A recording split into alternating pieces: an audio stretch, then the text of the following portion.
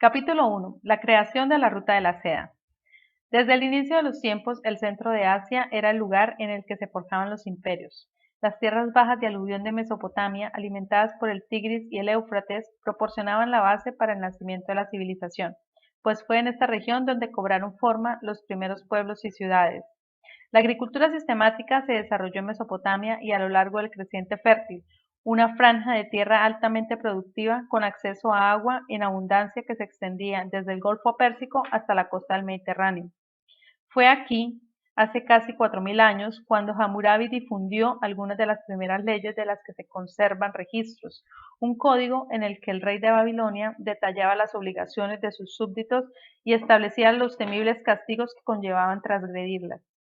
Aunque de este crisol surgieron muchos reinos e imperios, el mayor de todos fue el de los persas.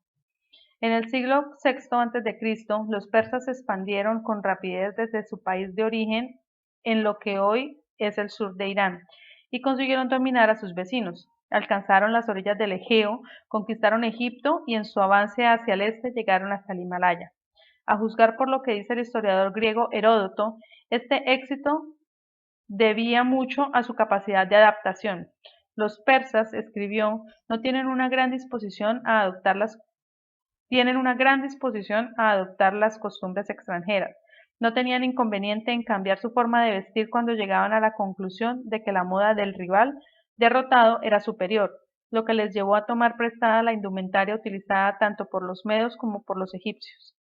Esta disposición de los persas a adoptar ideas y prácticas nuevas fue importante, pues les permitió construir un sistema administrativo capaz de dirigir con fluidez un imperio que incluía en muchos pueblos diferentes.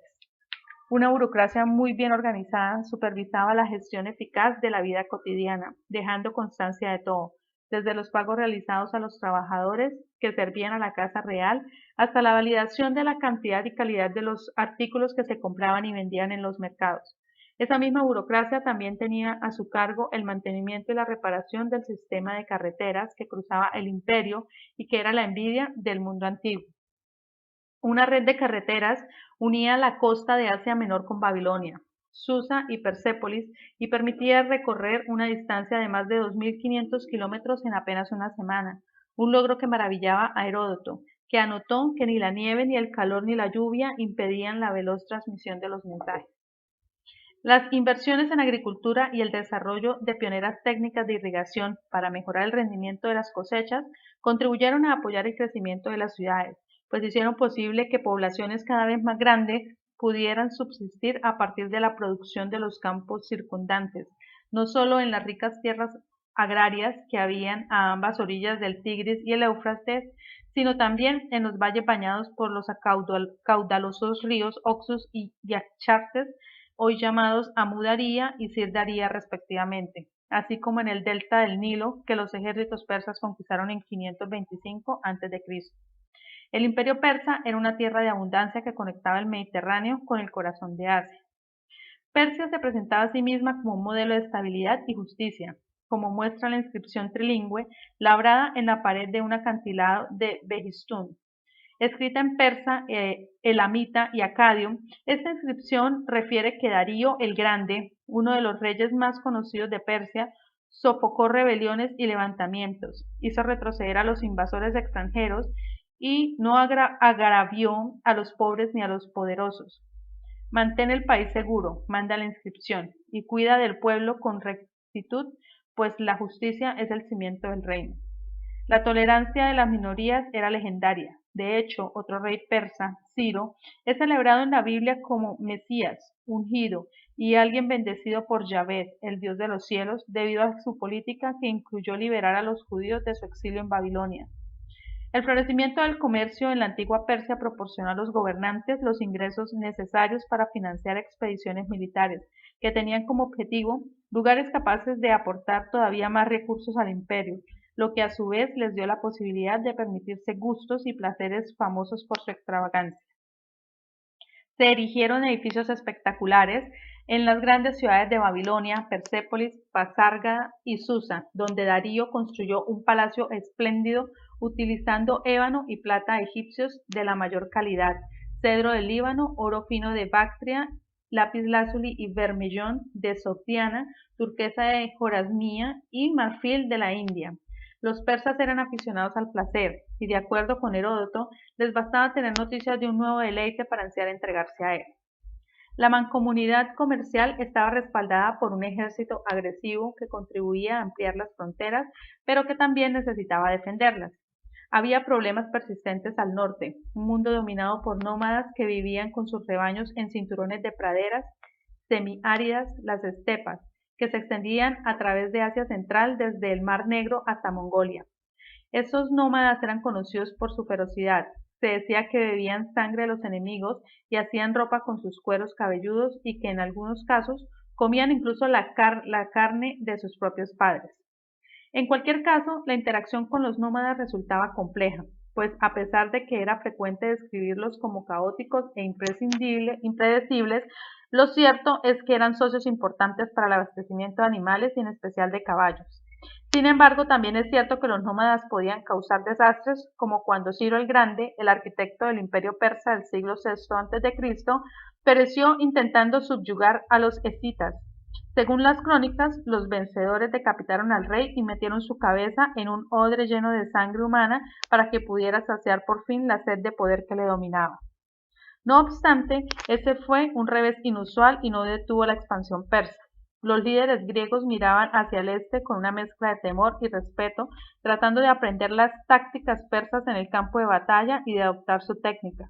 Autores como Esquilo utilizaron los triunfos contra los persas como una forma de celebrar la pericia militar griega y demostrar el favoritismo de los dioses, conmemorando la resistencia heroica a los invasores en dramas y obras épicas. He venido a Grecia, dice Dionisio en las primeras líneas de Las Bacantes, desde él fabulosamente rico, donde el sol baña las mesetas de Persia, los muros protegen las ciudades de Bactria y torres de hermosa construcción dominan las regiones costeras. En Asia y Oriente se encontraban las tierras que Dionisio había puesto a danzar con los misterios divinos mucho antes que las de los griegos. Nadie estudió esas obras con mayor aplicación que Alejandro de Macedonia. Cuando ascendió al trono en 336 a.C., tras el asesinato de su padre, el brillante rey Filipo, no cabía duda de hacia dónde se dirigía el joven general en búsqueda de gloria. Ni por un instante miró en dirección a Europa, que no ofrecía nada en absoluto, ni ciudades, ni cultura, ni prestigio, ni recompensas. Para Alejandro, como para todos los griegos de la antigüedad, la cultura, las ideas y las oportunidades, así como las amenazas, procedían de Oriente.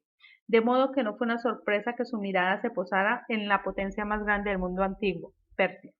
Tras desalojar a los gobernadores persas de Egipto en un ataque relámpago en 331 a.C., Alejandro lanzó un ataque sin cuartel contra el corazón del imperio.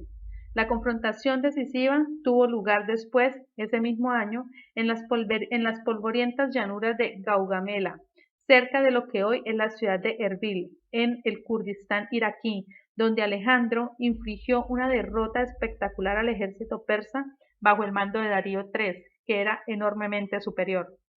El hecho de que el macedonio estuviera en plena forma tras una noche de buen sueño quizás contribuyera a la victoria. Según Plutarco, Alejandro insistió en descansar antes de enfrentarse al enemigo y durmió tan profundamente que sus oficiales, preocupados, tuvieron que emplearse a fondo para despertarle. Vestido con su atuendo favorito y un casco tan pulido que brillaba como la plata más refinada, tomó la leal espada con la mano derecha y condujo a sus soldados a una victoria aplastante que le abrió las puertas de un imperio. Discípulo de Aristóteles, que fue su tutor, Alejandro creció con grandes expectativas sobre los hombros. No decepcionó. Después de destrozar a los ejércitos persas en Gaugamela, siguió avanzando hacia el este. Una ciudad tras otra se rindieron ante él a medida que fue apoderándose de los territorios antes controlados por sus rivales. Lugares legendarios por sus dimensiones, riquezas y belleza cayeron ante el joven héroe. Cuando Babilonia se rindió, la población cubrió la carretera que conducía a la gran ciudad con flores y guirnaldas y se instalaron altares de plata con pilas de incienso y perfumes a uno y otro lado de la vía. Jaulas con leones y leopardos le fueron presentadas como obsequio. Alejandro y sus hombres no tardaron en tomar todos los puntos a lo largo del camino real que unía las principales ciudades de Persia y la red de comunicaciones que conectaba la costa de Asia Menor con Asia Central. Aunque algunos eruditos modernos lo reducen a poco más que un matón juvenil borracho, Alejandro parece haber poseído un tacto sorprendentemente delicado a la hora de tratar con territorios y pueblos recién conquistados. Solía ser comprensivo con las creencias y prácticas religiosas locales, por las que mostraba tolerancia y también respeto. Por ejemplo, se cuenta que, se cuenta que le disgustó tanto la forma en que la tumba de Ciro el Grande había sido profanada, que no solo ordenó su restauración, sino que castigó a los culpables del expolio. Después de que se hallaran abandonado en una carretera el cuerpo de Darío el III, que había sido asesinado por uno de sus propios lugartenientes, Alejandro se aseguró de que recibiera un funeral acorde con su rango y fuera sepultado junto a otros soberanos persas. Otra razón por la que Alejandro consiguió poner más territorio bajo su dominio fue su disposición a contar con las élites locales. Si no queremos solo atravesar Asia, sino conservarla, se afirma que dijo, debemos ser clementes con estas gentes. Será su lealtad la que haga estable y permanente nuestro imperio. Se permitió que los funcionarios locales y los miembros de la vieja élite conservaran sus posiciones y se ocuparan de administrar las ciudades y los territorios conquistados. El propio Alejandro decidió adoptar los títulos tradicionales y vestirse con prendas persas para subrayar su aceptación de las costumbres locales. Le gustaba presentarse no tanto como conquistador e invasor, sino como el último heredero de un reino antiguo, a pesar de quienes aseguraban a todo el que estuviera dispuesto a escuchar que solo había llevado miseria y bañado de sangre la tierra. Es importante recordar que gran parte de la información que tenemos acerca de las campañas, triunfos y políticas de Alejandro proceden de historiadores posteriores, relatos con frecuencia idealizados en extremo que transpiran emoción y entusiasmo al narrar las hazañas del joven general. No obstante, si bien hemos de mirar con cautela la forma en que las fuentes se ocupan de la caída de Persia, la rapidez con la que Alejandro continuó extendiendo la frontera hacia el este evidencia su propia historia. Lleno de energía, fundó nuevas ciudades que él solía bautizar con su nombre, pero que hoy conocemos con otras denominaciones, como Herat, Alejandría de Aria, Kandahar, Alejandría de Aracosia y Bagrán, Alejandría del Cáucaso. La construcción de estos puestos y el esfuerzo de otros más al norte hasta el valle de Ferganán creó una nueva serie de puntos a lo largo de la columna vertebral de Asia.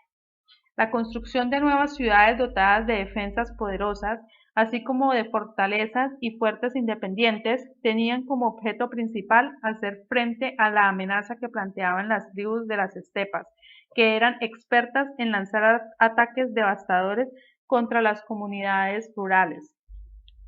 El programa de fortificaciones de Alejandro se concibió para proteger las nuevas áreas que solo recientemente había sido posible conquistar. Entretanto, más al este y en la misma época, una inquietud similar recibía una respuesta similar. Para entonces, los chinos ya habrían desarrollado la idea de la huaxia, que representaba el mundo civilizado en contraposición al desafío que suponían los pueblos de las estepas, y animados por el mismo principio adoptado por Alejandro, es decir, que la expansión sin defensa era inútil, emprendieron un programa intensivo de construcciones que amplió una red de fortificaciones en lo que terminaría siendo la Gran Muralla China. Alejandro, por su parte, continuó luchando de forma implacable. Cruzó el Hindú Kush y marchó hacia el sur por el Valle del Indo, fundando a su paso nuevos fuertes y dejando guarniciones para su defensa. Si bien comenzaron a ser frecuentes los gritos de protestas de sus hombres, cada vez más cansados de la guerra y deseosos de volver a casa. Desde una perspectiva militar, los logros alcanzados hasta el momento de su muerte a la edad de 32 años en Babilonia y en circunstancias que siguen envueltas en el misterio, son nada menos que sensacionales. La rapidez y la extensión de sus conquistas fueron asombrosas, y no menos impresionante, aunque con frecuencia se suele pasar por alto, fue la magnitud del legado que dejó tras de sí y el modo en que las influencias de la Grecia antigua se mezclaron con las de Persia, las de la India, las de Asia Central y, llegado el momento, también las de la China. Si bien a la muerte repentina de Alejandro sucedió un periodo de agitación y luchas intestinas entre sus principales generales, No tardó en surgir un líder para la mitad oriental de los nuevos territorios, un oficial nacido en el norte de Macedonia llamado Seleuco, que había participado en todas las expediciones importantes del rey. Apenas unos pocos años después de la muerte de su señor, Seleuco se había convertido en el gobernador de las tierras que se extendían desde el Tigris hasta el Indo, un territorio tan vasto que más que un reino parecía un imperio por derecho propio. Allí fundó la dinastía que iba a gobernar la región durante casi 3 siglos, los Seleucidas. Las victorias de Alejandro a menudo se suelen minimizar con facilidad como una serie brillante de conquistas a corto plazo y por lo general se considera que su legado fue básicamente efímero. Sin embargo, sus logros no fueron en absoluto pasajeros, sino el comienzo de un nuevo capítulo de la historia de la región que se extiende desde el Mediterráneo hasta el Himalaya. Las décadas que siguieron a la muerte de Alejandro fueron protagonistas de un programa de helenización inconfundible, en el que ideas, temas y símbolos de la Grecia antigua se introdujeron gradualmente en Oriente. Los descendientes de sus generales recordaban sus raíces griegas y las subrayaban de forma deliberada. Por ejemplo, en las monedas acuñadas en las secas de las principales ciudades, a saber, las situadas en puntos importantes a lo largo de las rutas comerciales o en centros agrarios especialmente dinámicos. La forma de esas monedas se estandarizó. Una imagen del gobernante en el anverso, con una diadema para contener sus rizos y mirando invariablemente hacia la derecha como hiciera Alejandro, y una imagen de Apolo en el reverso, siempre identificado con letras griegas. La lengua griega se oía y veía a lo largo y ancho de Asia Central y el Valle del Indo. En Ai-Janoum, en el norte de Afganistán, una de las nuevas ciudades fundadas por Seleucos, se grababan máximas de Delfos en un monumento como el siguiente: en la infancia compórtate, en la juventud contrólate, en la madurez sé justo, en la vejez sé sabio, en la agonía no sufras. Más de un siglo después de la muerte de Alejandro, el griego seguía siendo usado de forma cotidiana por los funcionarios, como demuestran los comprobantes fiscales y los documentos relacionados con el salario de los soldados de Bactria, que datan del año 200 a.C. aproximadamente. De hecho, la lengua griega tuvo una gran penetración en el subcontinente indio. Algunos de los edictos promulgados por el emperador Maurya Asoka, el más importante de los primeros gobernantes de la India, tenía una traducción griega paralela de la que evidentemente se beneficiaba la población local. La vitalidad del intercambio cultural que produjo el choque de Europa y Asia fue asombrosa. Las estatuas de Buda solo aparecen después de que el culto de Apolo hubieran arraigado en la región de Gandhara y en el oeste de la India. Los budistas se sintieron amenazados por el éxito de las nuevas prácticas religiosas y empezaron a crear imágenes visuales propias. De hecho, la correlación no es solo temporal en cuanto a la fecha de aparición de las primeras estatuas de Buda, sino estilística. La apariencia y el diseño de las estatuas sugieren que tuvieron como modelo las de Apolo, pues tal era el impacto de la influencia griega. Hasta entonces los budistas habían evitado voluntariamente las representaciones visuales. Fue la competencia lo que les obligó a reaccionar y tomar prestado e innovar.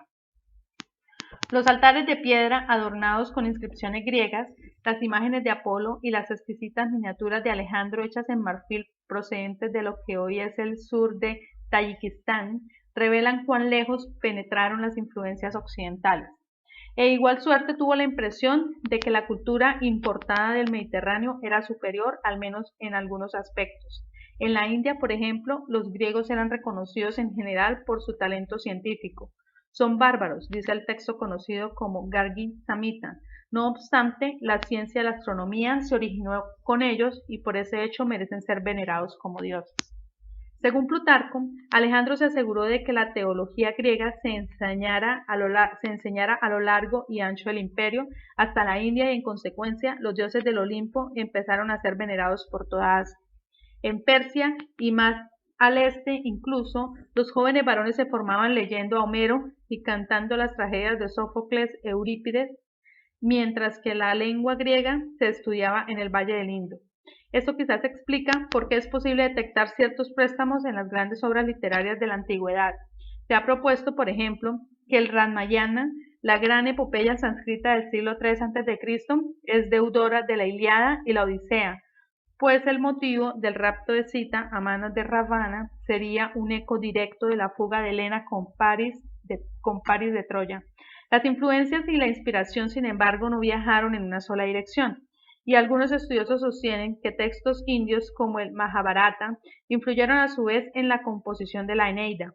Las ideas, las historias y los temas circulaban de un lado a otro por las carreteras, difundidos por los viajeros, los comerciantes y los peregrinos. Las conquistas de Alejandro de algún modo propiciaron una apertura mental, tanto en las tierras conquistadas como en las de la periferia y más allá, a medida que la población local entraba en contacto con nuevas ideas, nuevas imágenes y nuevos conceptos. Incluso las culturas de las inhóspitas estepas se vieron afectadas por las nuevas tendencias, como resulta visible en los exquisitos objetos funerarios hallados en las tumbas de las figuras de alto rango sepultadas en Tilia Tepe, en el norte de Afganistán, en los que es posible apreciar la influencia artística de Grecia, así como de Siberia, India y otros lugares. Los bienes suntuarios ingresaban en el mundo nómada a cambio de reses, caballos y en ocasiones como tributo pagado a cambio de la paz. Las ambiciones cada vez mayores de China aceleraron la integración de las estepas en este mundo cada vez más entrelazado e interconectado. Bajo la dinastía Han, las oleadas expansionistas fueron empujando la frontera hasta finalmente alcanzar una provincia que entonces se llamaba Xiyu, regiones occidentales, pero que en la actualidad conocemos como Xinjiang, nueva frontera. Esta provincia se encuentra más allá del corredor de Gansu, la ruta de más de 950 kilómetros que une al interior de China con la ciudad oasis de Dunhuan, un cruce de caminos en el borde del desierto de Tanclamacán. En este punto había la posibilidad de elegir entre dos rutas potencialmente igual de traicioneras, la septentrional y la meridional, que convergían en Kasgar, una ciudad situada en la conjunción de la cordillera del Himalaya, la cordillera del Pamir, la cordillera de Pamir, la cordillera de Tian Shan y el Hindú Kush. La expansión de los horizontes de China contribuyó a conectar el continente asiático. Hasta entonces, esas redes habían sido bloqueadas por el Yuezhi y sobre todo los Xiongnu, tribus nómadas que con los escitas de Asia Central eran motivo de inquietud constante, pero también importantes socios comerciales como proveedores de ganado. Autores del siglo II a.C., durante la dinastía Han, mencionan decenas de miles de reses compradas a los pueblos de las estepas.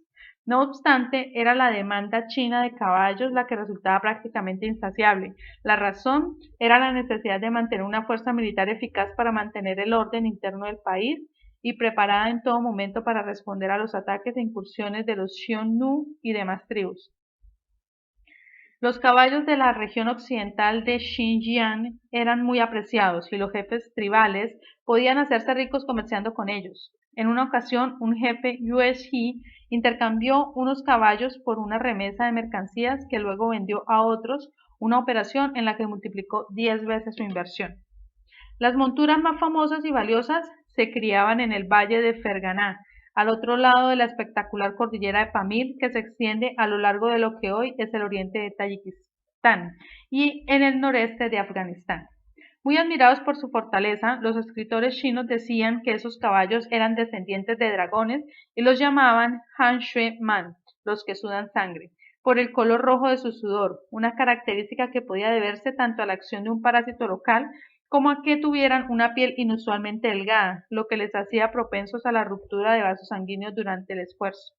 Algunos ejemplares particularmente magníficos, a los que con frecuencia se denominan Tianman, caballo divino o celestial, se convirtieron en celebridades por derecho propio hasta el punto de inspirar poemas, esculturas y pinturas, y algunos incluso acompañaron a sus dueños a la otra vida. Un emperador fue enterrado junto con 80 de sus corceles preferidos en una tumba custodiada por las estatuas de 2 sementales y un guerrero de terracota. Las relaciones de los Xiongnu, que dominaban las estepas de Mongolia y las praderas del norte de China, no siempre eran fáciles. Los historiadores contemporáneos los describen como una tribu de bárbaros capaces de comer carne cruda y beber sangre. Ciertamente, dice uno de ellos, son un pueblo abandonado por los cielos. Aprendían a cazar desde niños, primero ratas, pájaros, después zorros y liebres. Los chinos estaban dispuestos a pagarles tributo con tal de no correr el riesgo de que atacaran sus ciudades. Con regularidad enviaban embajadas a visitar a los nómadas que en nombre del emperador preguntaban cortésmente por la salud del líder supremo. Surgió así un sistema de tributo formal en el que, a cambio de la paz, los nómadas recibían regalos suntuosos como arroz, vino y textiles. El artículo más importante que incluían los regalos eran la seda, un género que los nómadas apreciaban por su textura y liviandad y utilizaban como forro en prendas de vestir y ropas de cama. La seda también era un símbolo de poder político y social. Envolverse en cantidades enormes del precioso género era una de las formas en el que el Shan-yu, jefe supremo de la tribu, subrayaba su propio estatus y recompensaba a quienes lo rodeaban. Las sumas que los chinos pagaban a cambio de la paz eran considerables. En el año 1 a.C., por ejemplo, los Xiongnu recibieron 30.000 rollos de seda y una cantidad similar de seda cruda, además de 370 prendas. A algunos funcionarios les gustaba pensar que el gusto por el lujo de la tribu sería su perdición. Ahora os habéis aficionado a las cosas chinas, dijo con descaro un enviado a un líder tribal. Las costumbres de los Xiongnu estaban cambiando. China predijo con confianza, terminará conquistando toda la nación Xiongnu. Eso era hacerse ilusiones. De hecho, la diplomacia utilizada para mantener la paz y las buenas relaciones tenía un precio tanto desde el punto de vista económico como desde el punto de vista político. Pagar el tributo era costoso y suponía una señal de debilidad política. Por tanto, y a su debido tiempo, los Han resolvieron lidiar con los Xiongnu de una vez y para siempre. Primero se hizo un esfuerzo coordinado para tomar el control de las regiones occidentales de Xiyu, que tenían una agricultura muy rica. Los nómadas se vieron obligados a retroceder a medida que los chinos fueron haciéndose con el control del corredor de Gansu en una serie de campañas que se prolongó hasta 10 años y terminó en 119 a.C. Al oeste se encontraba la cordillera del Pamir y más allá un nuevo mundo. China había abierto una puerta que conducía a una red transcontinental. Fue en ese momento que nacieron las rutas de la seda. La expansión de China estuvo acompañada de un interés cada vez mayor por lo que había más allá de sus fronteras. El gobierno encargó a representantes oficiales que investigaran y escribieran informes sobre las regiones que se encontraban al otro lado de las montañas. Uno de esos testimonios ha sobrevivido hasta nuestra época, el Shi-He, Memorias históricas, escrito por Sima Qian, el hijo del gran historiador Tai Shi de la corte imperial, quien continuó trabajando en el documento incluso después de haber sido deshonrado y castrado por osar defender a un general joven e impetuoso que había conducido a sus tropas a la derrota. De forma cuidadosa, Sima Qian expuso lo que había conseguido descubrir acerca de la historia, la economía y los ejércitos de los pueblos del Valle del Indo, Persia y Asia Central. Los reinos de Asia Central, anotó, se habían debilitado debido a la presión de los nómadas desplazados por las fuerzas chinas, que habían tenido que dirigir su atención a otros lugares. Los habitantes de esos reinos, escribió, eran ineptos en el uso de las armas, pero ingeniosos en materia de comercio. Prueba de lo que eran los prósperos mercados de la capital, Bactra, donde se compran y se venden toda clase de mercancías. El comercio entre China y el mundo más allá de sus fronteras se desarrolló con lentitud. Cruzar las rutas a lo largo del borde del desierto de Gobi no era sencillo, sobre todo después de la puerta de Jade, el puesto fronterizo por el que salían las caravanas de mercaderes de camino al oeste. Viajar de un oasis a otro por terreno traicionero era difícil, ya fuera de su ruta les llevara a través del desierto de Taklamakan, por los pasos de la montaña de Tian Shan o por la cordillera del Pamir. En el camino había que soportar temperaturas extremas, y esa es una de las razones por las que el camello bactriano era tan apreciado. Además de ser lo bastante resistente como para hacer frente a las duras condiciones del desierto, esos animales identificaban con antelación las mortíferas tormentas de arena que, como observa un autor de la época, les hacían levantarse de inmediato y ponerse a gruñir, una señal para que los comerciantes y jefes de la caravana se cubran las narices y la boca envolviéndolas con fieltro. No obstante, los camellos estaban lejos de ser pronosticadores infalibles, y las fuentes mencionan el gran número de esqueletos y animales muertos que se veían a lo largo de las rutas. En circunstancias tan severas, las recompensas tenían que ser muy altas para que valiera la pena correr el riesgo. Aunque era posible encontrar a la venta bambú y telas fabricadas en Sichuan, en los mercados de Bactria, a miles de kilómetros de distancia, las mercancías que se transportaban a semejantes distancias eran sobre todo las raras y de gran valor. La principal de estas era la seda. Aparte del valor que le daban las tribus nómadas, la seda tenía varias funciones importantes en el mundo antiguo. Durante la dinastía Han se usaba junto con el dinero en metálico y el grano para pagar a los soldados. En cierto sentido, era la moneda más fiable. Producir dinero en cantidad suficiente era difícil y el hecho de que no todo el país estuviera monetizado suponía un gran problema. Las dificultades eran particularmente evidentes cuando se trataba de pagar al ejército, pues los escenarios de acción solían estar situados en regiones remotas en las que el dinero en metálico era prácticamente inútil. El grano, por su parte, tenía el inconveniente de que pasado un tiempo se pudría. En consecuencia, era habitual usar rollos de seda cruda como moneda, ya fuera para pagar los salarios o, como en el caso de un monasterio budista de Asia Central, cancelar las multas que se imponían a los monjes que quebrantaban las reglas del centro. La seda se convirtió al mismo tiempo en una divisa internacional y en un artículo de lujo. Los chinos también regularon el comercio mediante la creación de un marco formal para el control de los comerciantes que llegaban de los territorios extranjeros. Los 35.000 textos conservados en Xuanquan, una ciudad con una guarnición militar no lejos de Dunhuan, forman un corpus extraordinario que nos ofrece una imagen vivida de los entresijos de una población situada en el cuello del corredor de Gansu. Gracias a esos textos escritos en tablillas de bambú y madera, sabemos que los visitantes que entraban en China tenían que seguir una ruta determinada, recibían permisos de tránsito por escrito y eran contados regularmente por los funcionarios gubernamentales con el fin de garantizar que todo el que entraba en el país regresara al suyo llegado el momento. De forma similar, el fichero de clientes de un hotel moderno de forma similar al fichero de clientes de un hotel moderno, se llevaba un registro de cada visitante en el que se señalaba cuánto gastaba en comida y se consignaba el lugar de procedencia, el título y el destino. Tales medidas no han de entenderse como una forma de vigilancia recelosa, sino más bien como un recurso para saber con exactitud quién entraba y salía de China, qué hacía en el país y sobre todo para dejar constancia del valor de los bienes comprados y vendidos con fines aduaneros. La sofisticación de las técnicas y su temprana implementación revelan la forma en que las cortes imperiales de la capital, ya fuera Chang'an, la moderna Xi'an, o desde el siglo I después de Cristo, Luoyang, lidiaron con un mundo que parecía encogerse ante sus ojos.